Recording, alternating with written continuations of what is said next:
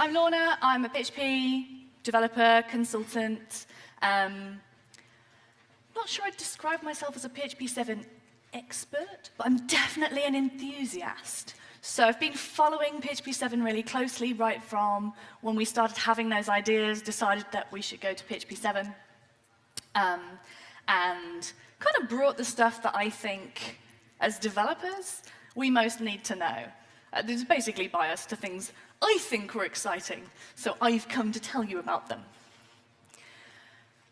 Before I dive really deeply into the sort of code side of things, I want to just set the scene in case you haven't been keeping up with precisely the version numbering in PHP. The current versions, PHP 5.5, I've included it on this slide, but it is in security fixes only right now, and that's only for a few more months. So 5.5, you need to be looking at migrating. 5.6 is a current stable version of PHP, and the support for 5.6 has been hugely extended. 5.6 will be the last release on the PHP 5 branch.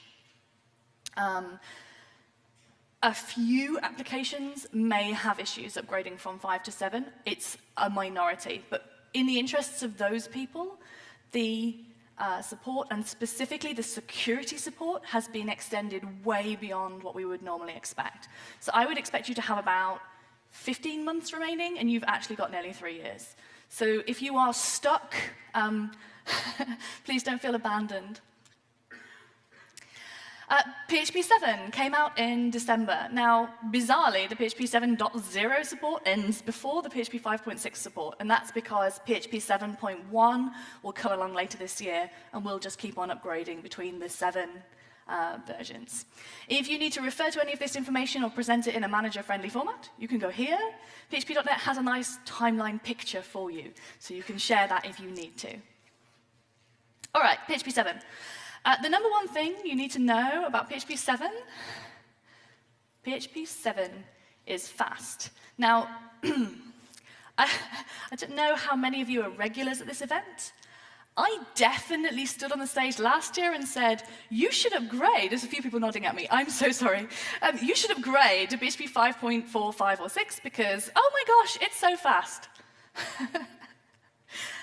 What a difference a year makes. PHP 5.4 wasn't fast at all. PHP 7 is performing in a way that is blowing me away. PHP is 20 years old. It's not new. We're not knocking the rough edges off something. We took an established language that has had performance improvements, and we made it how much faster? So I brought you last year's graph with the performance improvement, with PHP 7 on it as well. So away on the left-hand side, I've got the old versions going across to PHP 7 on the right. This is a graph of how long it takes to do something. So less time is better. Here it is. I included PHP 5.3. Now, PHP 5.3 is very dead. But I know the usage statistics. And although you guys are definitely on the leading edge of the PHP community industry, probably some of you still have 5.3 applications. So if you are on PHP 5.3, this is just giving you some context. It also shows you the speed up that I was raving about last year between 5.3 and 5.4, which seemed really big. And now this is PHP 7. This is how long it takes to execute something.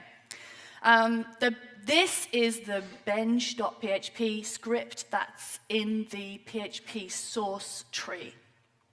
So it's loops and algorithms and calculations, really just straight up speed. What you don't see on this graph, there's a couple of things you don't see on this graph, is the difference between 5.3 and 5.4 is significant. You will notice when you upgrade your applications. But a lot of the speed up there was improvements in object instantiation. The bench.php, I'm not sure it does any object instantiation. So you're not seeing that speed up. For real applications, the improvement was much bigger than this. The other thing that you can't see is the memory reduction, which both in this jump And in this jump is huge. So we're getting a lot more mileage out of the same hardware. This seems somewhat improbable. Why is PHP7 so fast? Grew out of a project called PHP-NG, PHP Next Generation, and it was hugely inspired by the things happening in HHVM. PHP7 performs very comparably with HHVM, which we've respected for years as being quite quick. Some of the new syntax features were influenced by Hacklang, which is a language which runs on HHVM as well as PHP does. We achieved this with a major refactoring of the Zend engine. The brightest minds in internals contributions in PHP did some benchmarks and then spent a year hitting those benchmarks with a great big crowbar to make them faster. I'm probably misrepresenting this horribly, but the way it was explained to me was, everywhere we store a variable, there is one less level of indirection. Good news, it's fast. Bad news, all the extensions need rewriting. It's kind of radical. So we've got this gophp7.org, gophp7 extensions project, which has been running for about a year since the alphas came out, really, looking at keeping track of which extensions are updated, which need attention. This is great because it lets you report what you need, what your dependencies are, and it lets the some of the extensions maintainers know where their attention is needed. There are instructions on the site for testing extensions, compiling your own extensions. So that might be really helpful if you find you do need something which either hasn't been upgraded yet, or you need to start testing patches. I found it really approachable. One more link on this slide to one of Rasmus's presentations where his benchmarks are all about throughput. So he has a known virtual machine, and he has put a number of well-known open source projects under load on different versions of PHP, but identical hardware. He also has numbers for HHVM. So for more comprehensive benchmarks, I recommend his. One thing you'll hear about a lot in the context of PHP7 performance is the fact that we now have an abstract syntax tree step in our compilation process. What this means is we start off with PHP code, we go to tokens, we always did that. Then we went from tokens to opcache in older versions, so opcodes, sorry, in older versions of PHP. We now go PHP code, tokens, tree, opcodes. So the opcodes are what you would expect them to be, and they're opcode cached in the normal way. But this extra step with the syntax tree gives us new ways of generating opcodes. It's just much more flexible than the kind of stream of tokens than we had before. And that's part of our performance boost. Just to give you an idea of how that looks, tried to write some really simple PHP code that we could walk through and look at tokens and then the tree. Only the first line really fits in either of the other formats. So $A, round between 0 and 1. As tokens, looks like this. Literally reads left to right. So you encounter there's an opening PHP tag, there's a variable, we're assigning it, it's a function, it takes these arguments. In tree form, it looks more like this. So you get the sense that here is a statement, it's an assignment. On one side there's a variable, on the other side there's a function call. So you can instantly imagine how you would parse this structure. There's a lot of good science around working with trees, and we have that now. I'm expecting some really good static analysis tools to arrive as a result. Any of you who also write Python, that has an abstract syntax tree step, and yeah, it leads to way more possibilities. So watch this space. New features. Let's start with the one with the coolest name, the spaceship operator. Okay, so everybody knows we've got a spaceship operator, but do you know what it does? It's a one-step comparison, and the clue, the way to remember what it does, is in its syntax. So we have a less than sign, an equal sign, a greater than sign, and it tells you if something is less than, equal to, or greater than something else. In common with a lot of the PHP comparison operators, you test if they're the same, but what they actually return is how different they are. So if things are the same, which feels like yes when you've asked a function if they're the same, the answer is 0 for yes. I love PHP. So this is a bit like that. If the first thing is greater than the second thing, you'll get a 1. Not a measure of difference, just 1. If they're equal or equivalent, it's equivalent to the double equals comparison. You get a 0. If the first thing is less than the second thing, you get a -1. So you can only get 1, 0, or -1. This is brilliant if you're trying to do quick sorting or sort of recursing on trees. We could do this with if statements in PHP5, but it's nothing like as cool as a spaceship operator. Come on.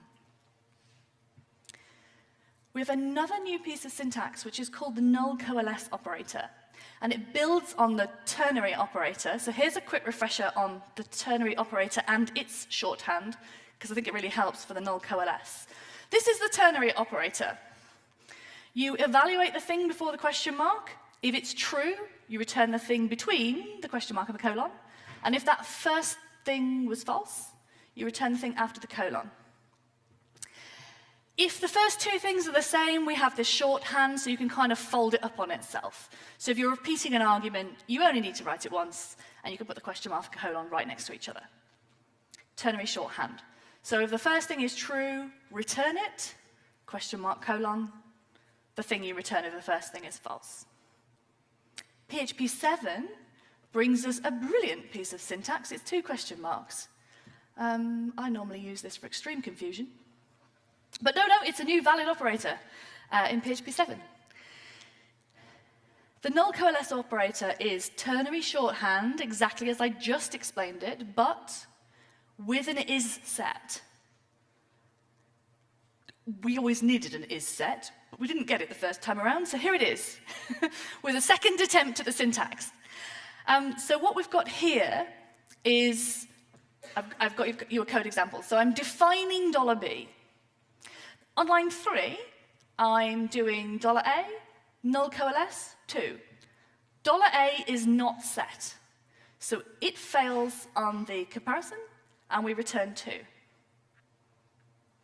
The second example, $A still isn't set, so we don't return that.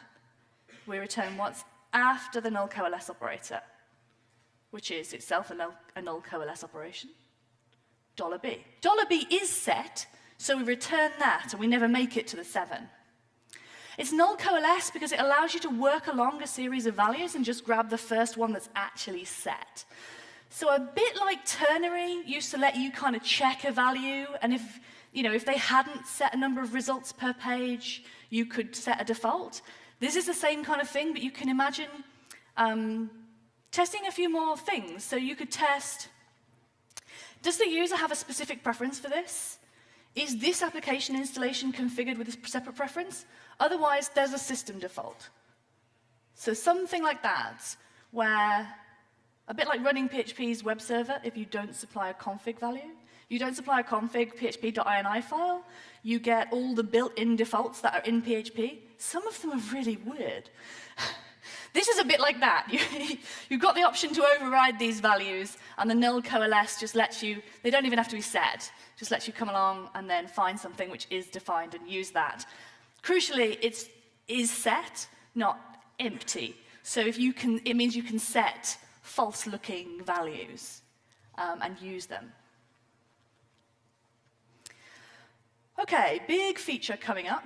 Again, let me give you the PHP5 story, just to get everyone on the same page before I rush off, so you can tell kind of what's in 5 and what you need to wait for 7. PHP5 has type hinting, it always has had, but only on complex types.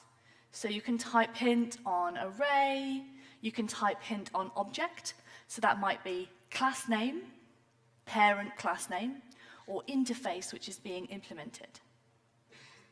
I've written a really trivial function here in an effort to show you some code while still fitting it on the slide at a size you might be able to read. if we pass nonsense into this function, remember it's an array, has the first argument, I'm passed in 2 numbers, we'll get different errors depending on our version of PHP. So on PHP5, we get a catchable fatal error. This is what I would call a hypothetically catchable fatal error. The catchable fatal error is an error which will hit your error handler, at which point you have the opportunity to convert it into an exception, and then it will burrow back into your code where it should have exceptioned from, and then you can handle it. Really. So yeah, technically you can catch it, but really, who does? PHP7 comes up with something a little bit different. PHP7's error says fatal error, uncaught type error. That's new. And it's a little bit inconvenient because I would like to talk to you about type hints, but I've just illustrated that we've got a whole new error thing going on in PHP7. I'm going to stick with my type hint story for a little while, and we'll come back to the errors in about 4 minutes. So, type hints. PHP7 brings scalar type hints. So in addition to array and object, you can now type hint on string, int, float, and bool. Listen to me. These are now reserved words in PHP. So that string class that showed up in your internal code when you employed a Java person for a while, everybody's laughing. You employed them as well? Wow. String's now a reserved word, so this is one thing where you're just going to go and grep your code base and rename the name of the class. Everybody has a string class, I don't know why. Moving to reserved words in PHP is super painful, just for the sheer size of the install base. You can't add any reserved words without breaking somebody's installation, right? PHP 7.0 is a major version release, and it's the first major version release in 12 years. I'll forgive them having to rename my string class in return for the functionality I'm getting here. It's inconvenient, but in the context of things, it's fine. The scalar type hints let me do this. So as well as type hinting my array for the first parameter, I can now type hint int for the second parameter on line 1.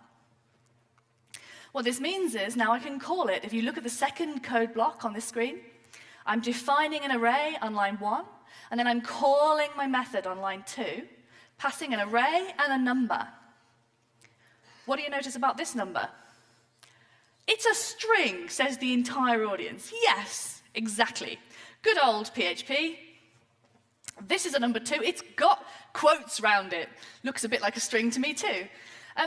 PHP has always accepted this. You can pass a string with quotes around it and a digit in it to a numeric function in PHP5, and so you can in PHP7. The backwards compatibility by default on scalar type hints is that it will coerce exactly doing the type juggling that we expect from PHP. You do not have to cast to int in order to be able to pass in. That's the default behavior. But it might not be what you want. So this is PHP. There has to be lots of ways to do everything. The reality is, in PHP, we don't just build websites anymore. PHP is still one of the best ways I know to solve the web problem, as we've always said. And it's brilliant for APIs and all sorts of related things. We also build applications in PHP now. It's more than just websites. And in those cases, the data types sometimes do matter. Sometimes we need to program like computer scientists, and I kind of like that PHP lets us do that.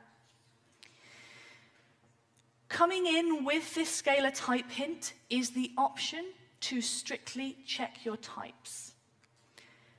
In order to do this, you will add this declare construct to the top of the file that contains the function call. The function call. When you declare the function, you can't dictate whether the type hints will be checked coercively, in the sort of relaxed PHP5 way, or strictly, if you wish. What this means is that library authors and framework authors can just jump in and add in their type hints. And as consumers, or in our own applications, we make the decision about whether or not we need to be strictly type checked, or whether we would like to retain the coercive type checking that we're used to.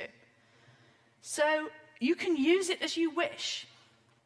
Declare needs to go first in the file. It's the only thing that goes before the namespace operator. Declare is not new in PHP7, but it's not widely used either. I've only seen it a couple of times in PHP5. With the strict types enabled, it's a strict type check. In almost all cases, the type must match. So if the type hint is string, you must supply a string. The same for bool. The only exception is that you can supply an int where a float is required. So if you don't have a decimal portion, it will just fill that in for you. But otherwise, if it's an int, you must supply an int. If it's a float or an int. Just that sort of makes sense to me. So that's the scalar type hinting for function and method parameters. You can type hint on all the types now. We also have return type hints. Look at the end of line 1. Colon, array. This function returns an array. It must return an array. If it doesn't return an array, bad things will happen. Only I've written code that sometimes doesn't return an array. Look. Do you like I've got return false, and then I've got do not return false. Bad things happen. What bad things? These bad things. So the first code block here works fine. I declare my array, I call the function passing, it is an array, and it is kind of ish something numbery. You know, PHP will just be like, smells like an int, and it'll use it like an int. The second block, I'm declaring the array, I'm passing the array, I'm passing an int, but inside my code block, this is going to route me through to returning false. Boom. The sky just fell in. You can't return false when you've type hinted array. This is not permitted. I think this is going to be a bit of a shift for us as developers. We often return false if we can't find something. So I can imagine having like a method that searches for a user. You type hint, this returns a user entity. But if you don't find the user, you've still got to return a user entity. I'm seeing two particular patterns which work around this. It's not really work around, which play nicely with this. The first one is to use a collection object. So instead of type hinting on user entity, you type hint on some kind of user collection, and your collection may or may not contain the user, depending whether you found her.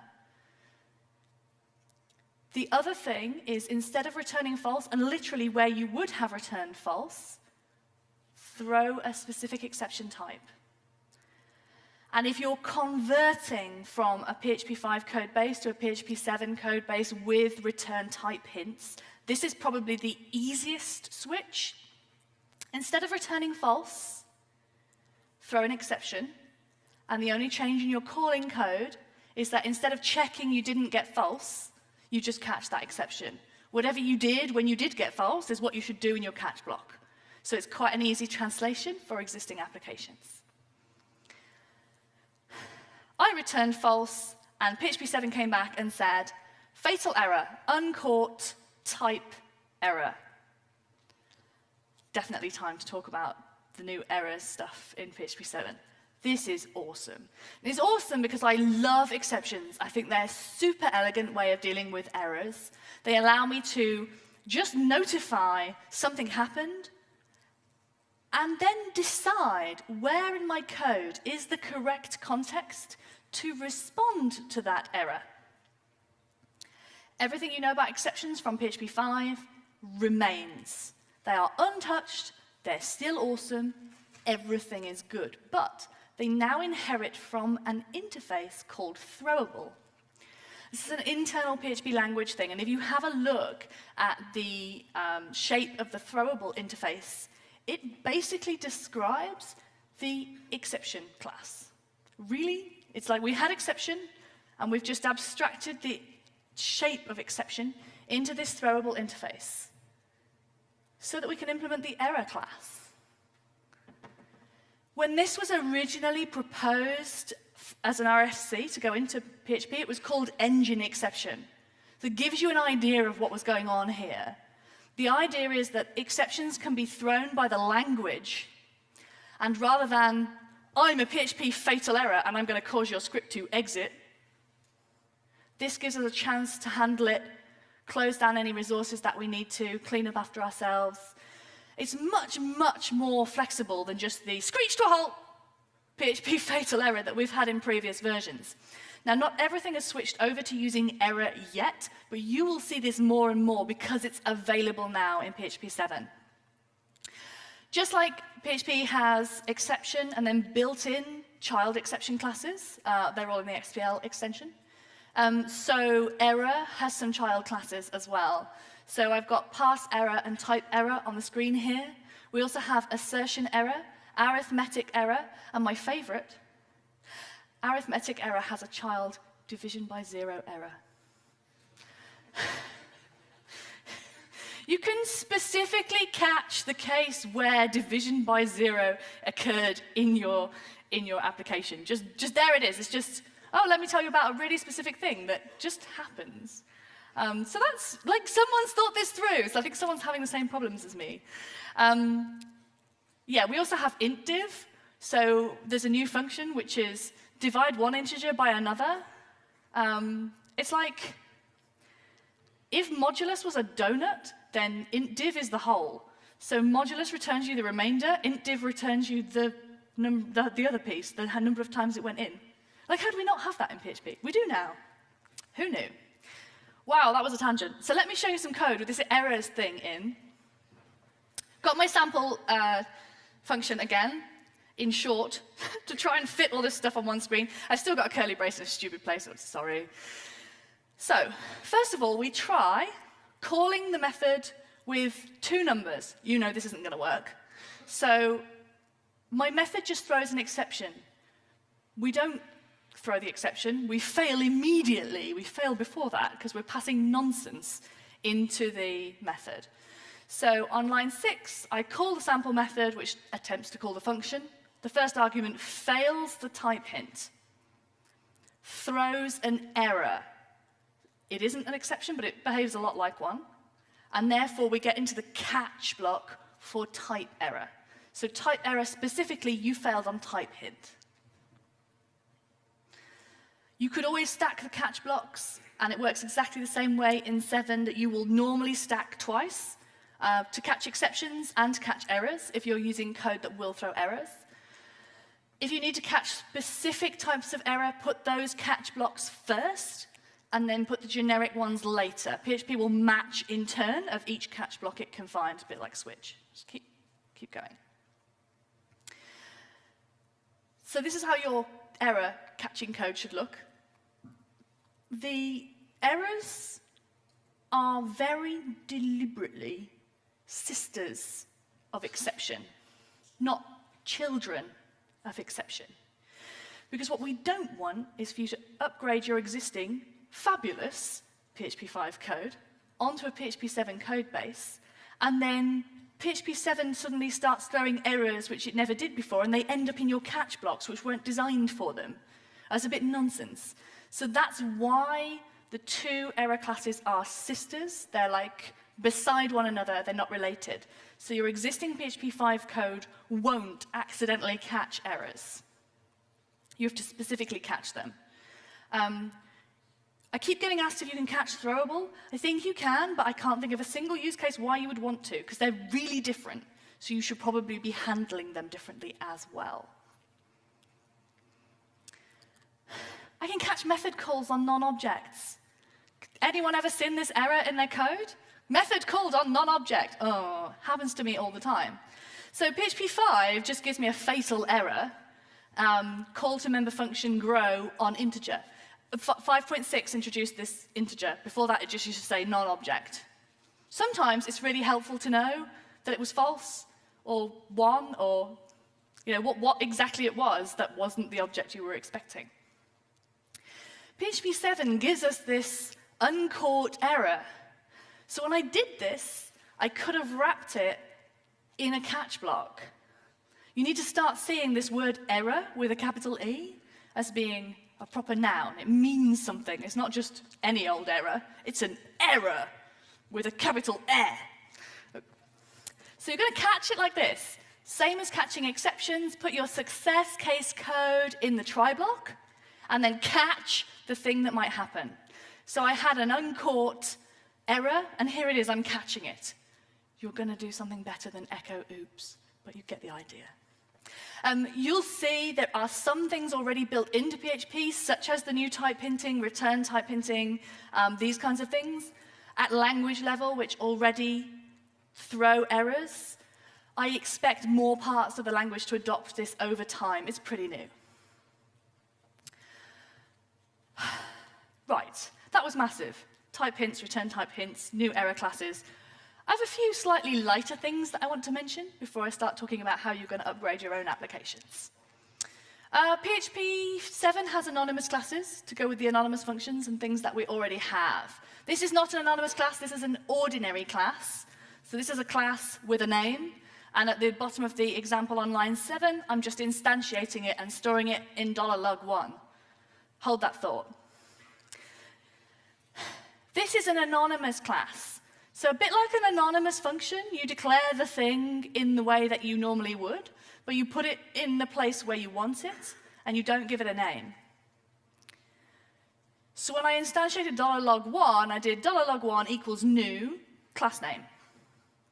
Here I'm doing $log2 equals new. Oh, I'm just going to declare my class here. So I can do that. And my class declaration is just class with no name. That's how this works. Extends logger, and you can do all of your extends and implements. Everything you know about classes just continues from where the name wasn't. That's the clearest explanation you'll ever hear. So I've overridden the log function and just replaced it with something that outputs the date and then the message instead of just the message. So when I use $log1 and $log2 side by side, they behave like you would expect. The anonymous class is useful in the same way that the anonymous function is useful when you just need something for a one-off and you don't want some clown to come and reuse it for something else. So you'll use it when you want to spin up an invocable object to be used when you're traversing something, or you're injecting some kind of strategy pattern, or something like that. Another new feature. This has been the one that blew my mind. Like, I just couldn't understand why my functions didn't work, because I saw this once and it got in my brain, and now I think it should be in PHP5. It's like, this doesn't seem particularly new and shiny. We have random bytes and random int, two new functions, and they generate cryptographically secure bytes and ints. This isn't anything we couldn't do with PHP5, but it was inelegant. So if you ever messed about with that OpenSSL, sudo, random bytes, then bin to hex, then this is just wrapped up for you. It makes it easy to do it the right way, and I'm excited by these kinds of small things still coming into PHP. If you can't wait for PHP7, that's fine. Someone's done a userland port, because PHP was capable of this before. It just wasn't very nicely put together. So until you get all of your platforms onto PHP7, you can just grab this and make use of these functions when you need to generate random things. In other news, we have a new JSON extension. This is brilliant because it won't affect you at all. The function interface is exactly the same, but it's a bit more ethical, and I hear it performs really well, so yay. Upgrading to PHP7. This is a really, I can't explain to you how difficult this is, right? Because you're like sitting in the audience. Some of you have upgraded versions of PHP before, and some of you may have been burned by that experience. My only problem with the PHP7 upgrade is that I have no good stories to tell. So far, everything has really just worked. One thing you do need to look out for is, this is the uniform variable syntax. What this means is, PHP is going to be reliable and predictable and always read from left to right. Crazy. I promise this is awesome. I promise this is a feature. It is, however, probably the feature most likely to break your upgrade. So in the recent versions of PHP, we've added some extra stuff, such as being able to dereference arrays immediately when returning from functions, some other things along those lines. Each of those cases was added independently, and they're a little bit inconsistent. If your code base contains code which uses variables, which accesses arrays with objects, accesses inside with fluid interface calls on the end, with nested array accesses inside that, right? You know if this is you or not. You probably didn't write this code, but you know if it's in your code base. Those things may resolve differently under PHP7, so this may bite you on upgrade. That's the bad news. The good news is this feature makes it totally worth it. I'm a very expensive PHP consultant, and I will assist you in your upgrade. However, I'm probably going to tell you to add more brackets, so we'll do that for free. If in doubt, add more curly braces around the thing that should be evaluated first to make it clear to PHP how it should process this. There's some really good examples in the RFC, which is why I've linked it here. The nice thing about the RFC process for PHP is it means that we have a chance to discuss and to look at edge cases and say, well, what if this happened? And what should happen if somebody has this code and they upgrade? So it's really quite well-rounded, it's well-documented. Even better, there's a tool that can spot this for you. I'd like to introduce Fan. So Fan is the PHP analyzer. It's an open source project. It was Rasmus's originally. It's being looked after by someone else at Etsy now. And it reads your PHP code of any version. You don't need to upgrade to PHP7 for this. You need PHP7 to run it. Actually, you need PHP7 with the AST extension installed, and the distro is not shipping that. So you might be about to learn to compile PHP. It reads your code, it also reads your PHP documenter comments, and it will warn about anything which is going to break on PHP7. It also makes other brilliant and insightful remarks about your code. Okay, Fan has got opinions. So it will flag, this might behave differently under PHP7. It will also notify you of things, it doesn't like undeclared things. I work with a lot. As in PHP, we have historically been very relaxed about whether or not we declare things or whether or not different data types inhabit the same variable name at different points in our code. That upsets Fan. It's got an opinion on that. It will also let you know if it sees anything it considers to be suspicious. Well, that's my favorite error warning. This piece of code is suspicious. Oh, good. So yeah, it's well worth running it. However, as you can imagine, especially if you have a non-trivial size of code base, a bit like running the mess detectors or the syntax checkers, you get a lot of output. So I would also recommend this article, which is on the Fan wiki, about working with big code bases, how to summarize the results from Fan, and how to prioritize which things you need to look at first, kind of to reduce the output and start to understand which things are important. I'd recommend Fan as a first step for anyone considering upgrading to PHP7, because we'll just give you a really quick overview, and you can get a VM with it on and just reclone your repository, point it at your code. It's a static analysis tool, so you don't need to set up your application. It's not going to run your code, it's just going to inspect it. So it's very easy to just grab that and look at your code to see what comes out. You will get a lot of output, and it's not a good news service, but it will tell you how big your problems are. Okay, so one more thing that changed in PHP7 is ForEach, because no one uses ForEach, right? So it doesn't matter if we change it for everybody. This is actually a good thing, but when I saw they changed ForEach, I have to admit I did freak out a little bit, because about you, but it's everywhere. ForEach in PHP7 is much less weird than it was before. Again, it's a good news story, really. But what it means basically is we're no longer for-eaching over the thing you asked PHP to for-each over. So a bit like when you pass something into a function, it actually copies it. We're doing that in for-each. So the array pointer is not moving over the thing that you specified in the for-each loop. The array pointer doesn't move. So if you've got calls to current, next, key, either in your for-each loop or right after, I've seen a few where you for-each until you find something and then you break out, you can't rely on the array pointer being where you think the array pointer should be. If you're doing that thing I keep seeing, where you for-each and you like reference value, you do ampersand value and then you write to it, that's not going to work either, because you're writing into the copy of the array.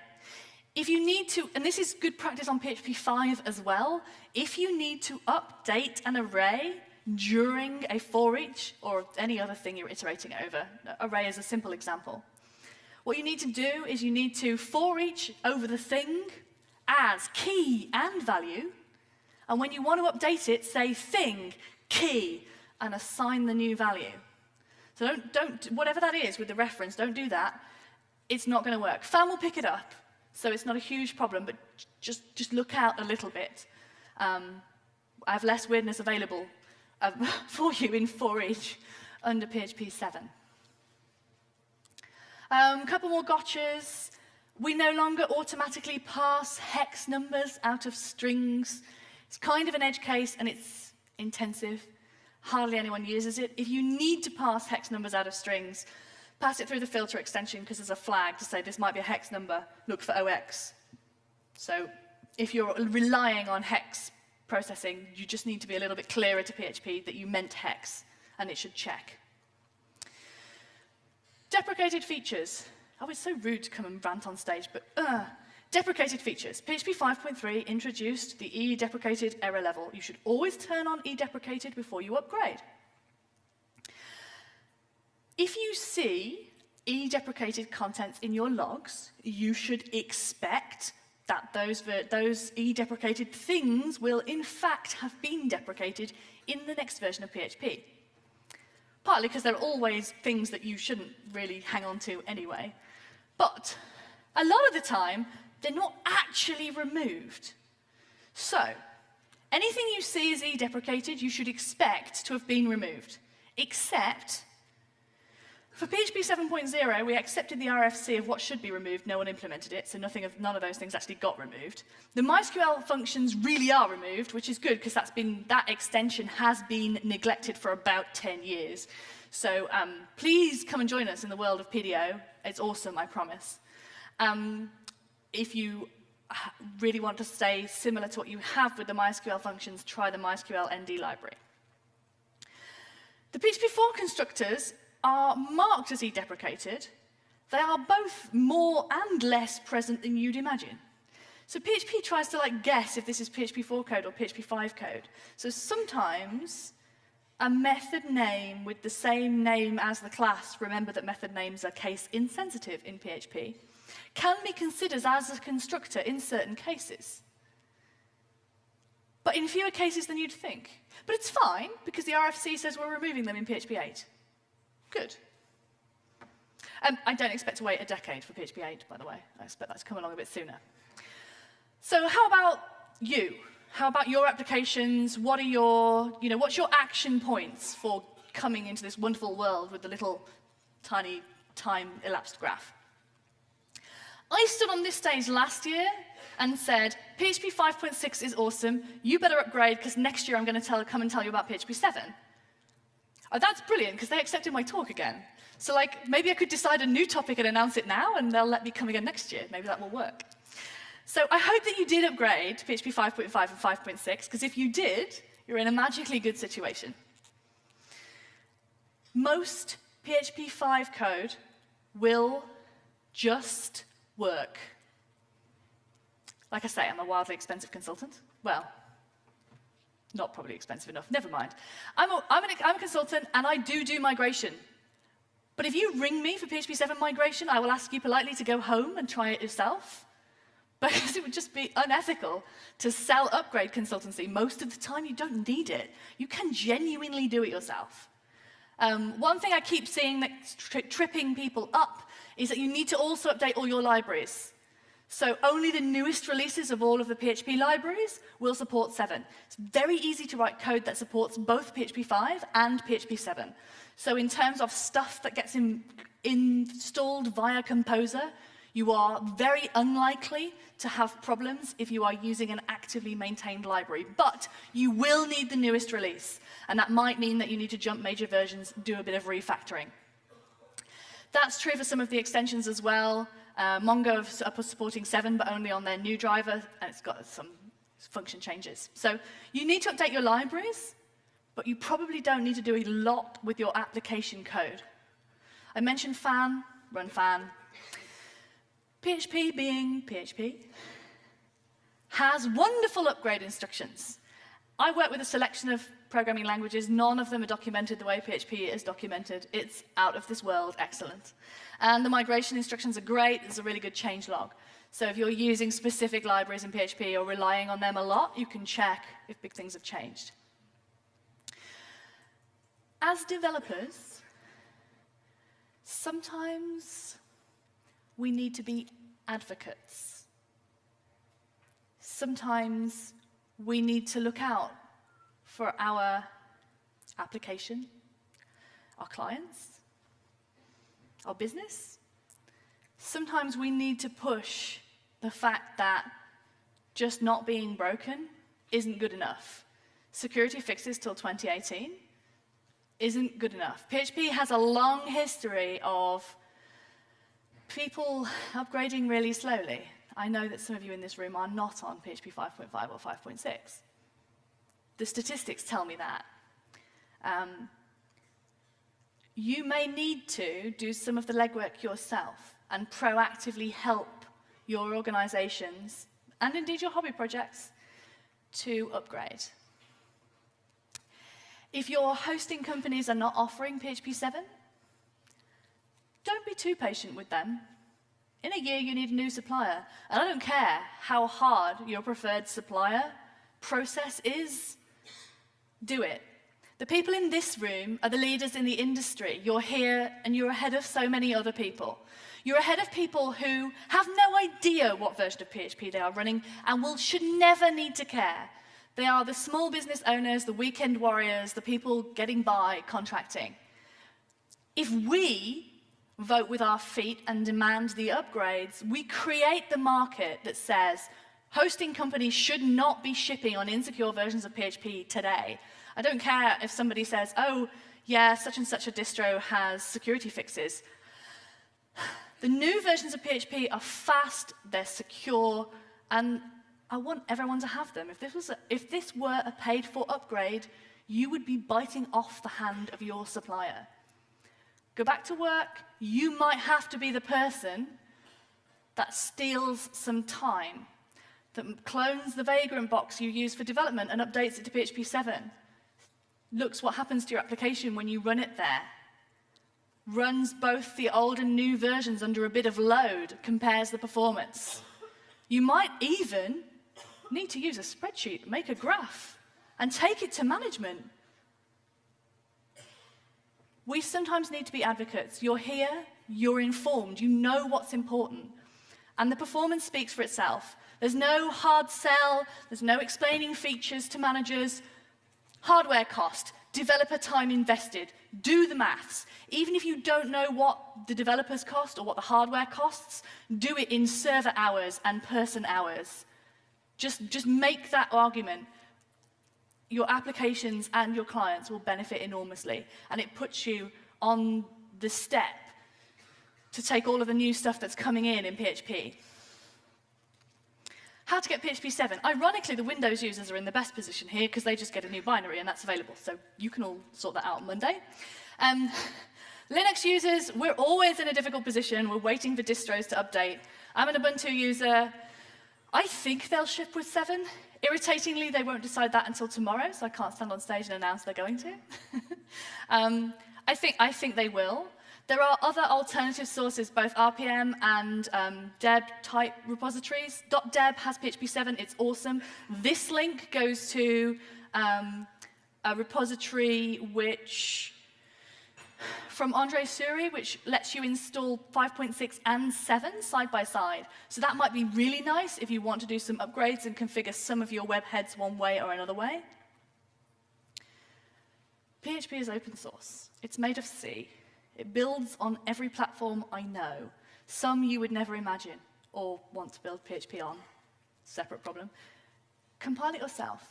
There are some good instructions on that Go PHP7 site that I linked earlier. And you might need to do it just to get it on a dev platform to try things out. But yeah, it's really, really achievable. Like your technical people, don't freak out at compiling PHP. It's always an option. This is the future. PHP 7.0 is here. It's performing really well. It's got new features in it. And we're all in a position to take advantage and use the stuff that we're already doing that's fabulous and make it just a little bit more fabulous with a new platform that doesn't have a lot of backwards compatibility breaks and does have a lot of benefits. If you are on 5.6, the support has been extended. Try not to get too comfortable. I think 7 is worth it. PHP 7.0 is safe to run. PHP does not have a good reputation for its .0 releases. I think anyone who ran 5.0.0 in production is still bearing the scars. 5.1.0 wasn't much different. 7.0 is safe. You can install that, you can run that. The major distros are shipping with it, no problem. 7.1 will be out later in the year. It looks even better. There's a few things coming in. You can type hint for null return values, and there's a few other RFCs that look interesting, but I have no way of knowing which ones will make it. Again, there's the graph if you need to share that, just to try and keep your internal team timelines moving. Right, let me talk about what's on this slide while you think of a good question to ask me. I'd really appreciate your feedback. I'm really interested to know how this works. I'm also project maintainer on Joined In. So I spend a lot of time with this tool because I really believe in it. So for me and all the speakers, it means so much. Just take 2 minutes. Let me know what worked and what didn't. And if you want to talk to me about Joined In, you can. My slides are on lornaJane.net. I blog about this stuff there, and I will continue to blog. There's more stuff in the queue. And if you want to get in touch, feel free. Right, that's the admin done. Who has a question? I always think you're going to make it really easy, and then someone does come up with a question, and I don't escape so easily. Hi, this is Francis. Would you recommend it for a production environment? Yes. Thank you.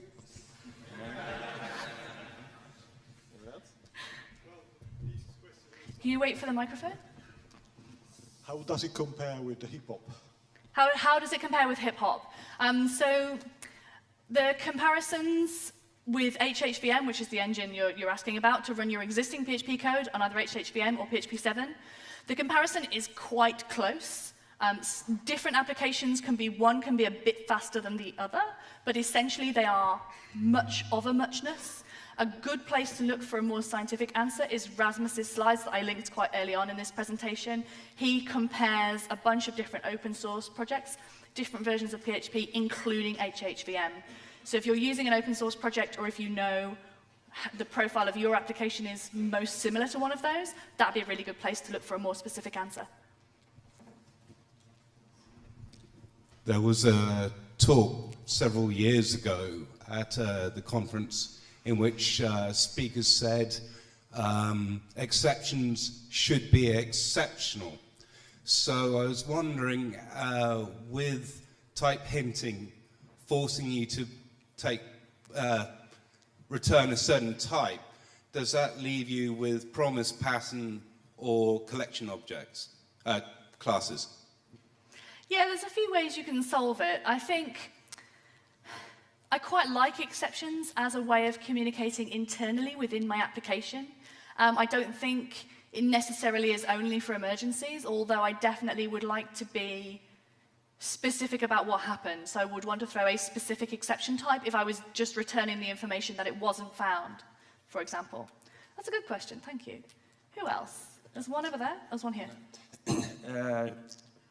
Type ending. If the function expects an integer and I give a string 2, will it be an integer in the function or in the class?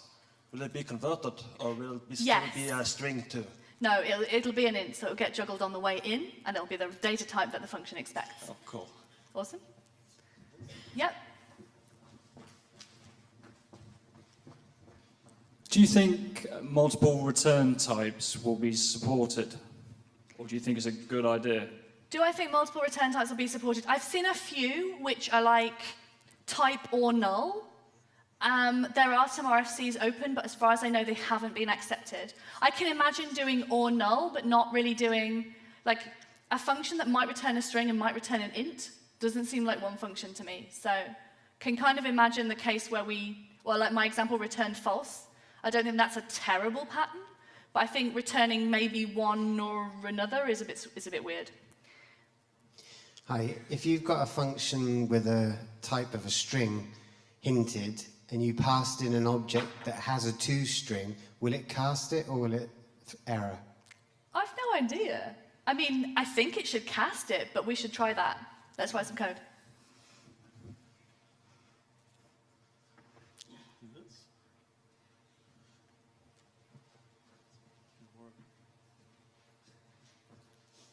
All gone quiet? Oh, that's okay. I'm around for the next couple of days, so if you think of any more questions or if you want to chat about PHP7 or anything else, then I'm happy to do that. There's a person running with a mic at the back. I nearly got away then. Hello. Hello. Hi. I was just wondering if you're able to find out if an object inherits a particular class or implements an interface. Yeah, so you can either, so if you can check before you type int it, you can use the instance of operator, so you can ask something, are you an instance of this? And if it's a class or an interface, and it either is that class, inherits that class, or implements that interface, it will return true.